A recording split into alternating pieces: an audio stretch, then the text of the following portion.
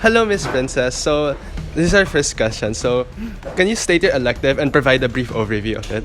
Okay, it's corporate entrepreneurship or CORPENT for non-entrepreneurship students. Gives you overview of how to expand your business in the corporate setting. All right. Okay. So, what prompted you to take or teach this elective? Okay, it was offered to me to teach, and I've had over, I don't want to say how many years of experience in the corporate setting, but I feel that I'll be able to give my insights as far as the corporate environment is concerned.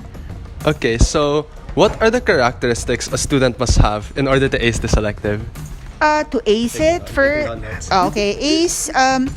It's probably difficult to get a 4 in this class. I don't want to say that it's an easy elective. As a matter of fact, during the first day of classes, if you recall, I said that it's actually a difficult elective because it's labor intensive. Okay, so that's one. Being able to work well with your group mates, because that's also a must in corporate world.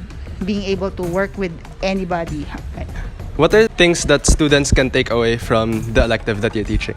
Well, in corporate entrepreneurship, because it's mainly innovation within the organization, is being able to think outside of the box and to see how else you'll be able to improve what's there.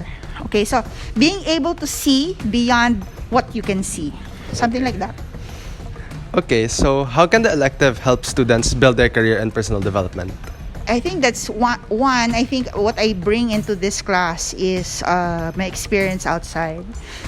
Being able to share with the students the do's and don'ts of corporate life. And also, I think it's what I'd like to instill with the students is enjoying what you do. Second, with discipline, okay, and remembering that manners are important. Oh yeah, I know. You always I always say that. important. Okay, because when you get to the corporate world, nobody will tell you that. So, what certain tips can you provide to your current and future students regarding the elective? Work well, work smart, and don't cram. A lot of the projects I give were given at the very start, but during the middle of the term when I do a check, you guys haven't really started with it yet. I really hope that you're able to manage your time. Okay, so for the last question, what do you find the most interesting about this elective? The ideas that the students bring in class, because some students have fantastic ideas. You'd be amazed. Okay. That's all. Thank you very much, Miss Thank you, Princess.